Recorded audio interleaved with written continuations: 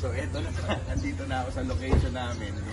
Nandito sa sports center. So wala talaga kaalaman lang sa Maricoy na ako makaka-examine niya ngayon. So gugulatin natin. So ang inuto sa akin, susugurin ko siya sa loob ng tent.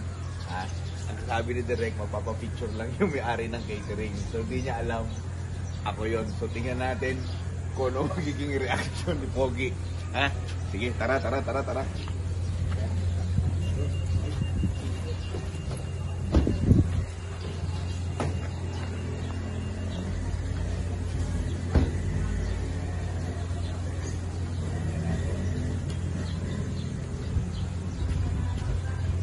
Lokohin ko talaga siya.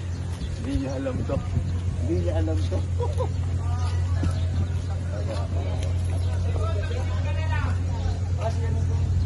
Ikot na kita. Sige, direct.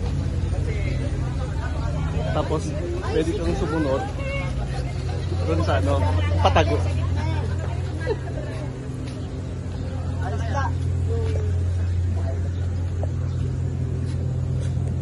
RJ, Yes po. Breakfast ka ba? Okay lang po ako, direct. Game na po ako. No makeup look. Yes po. Okay, yung catering kasi natin, matanda na, aalis na siya, medyo may sakit. So yata niya na magpa-picture sa iba. Hindi, papapasukin ko na lang. Apo. Okay. Skaterer! Ano? Abangan ko siya magsimula. Ano po? picture ako. Okay lang. Ayun. Yung picture lang tayo. Pwede. Saan? Ayun, ito kay Johnny Girl. Ayan. Dito po muna. 1, 2, 3. Kay Kuya Bong naman po. Maraming salamat, sir. You're welcome po. Lagi po ako nanonood sa inyo. Thank you. Thank you.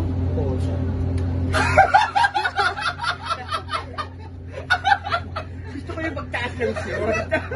Hindi ba? Actually ko sana ka. Kaya nga eh. Parang hindi ka natuwa. Uy! Actually, nakala ko pagpasok mo, alam niya na. Sabi ko, matanda na ba to? Oo. Baka na. Pagkakakitaan mo na naman ako. Wala naman akong komisyon. Sabi niyo.